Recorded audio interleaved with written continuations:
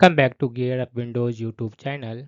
In this video, we will guide you on how to create a desktop shortcut for any application on Windows 10 PC.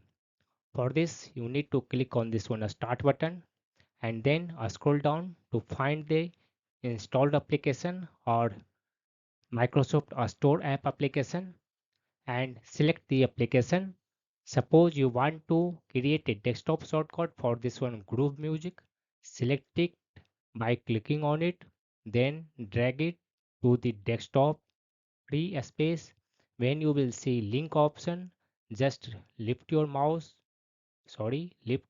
finger from the mouse and you will see a desktop shortcut has been created.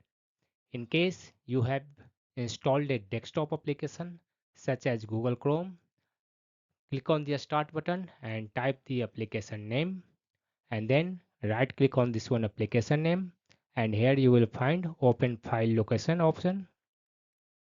Click on this to open file location. In case you see a shortcut icon again right click on this one and select here open file location. Now right click on the application you want to create a desktop shortcut and in the pop-up menu you need to select this one option create shortcut. Windows will prompt, just click on this one yes button and you will see a desktop shortcut has been created on the desktop.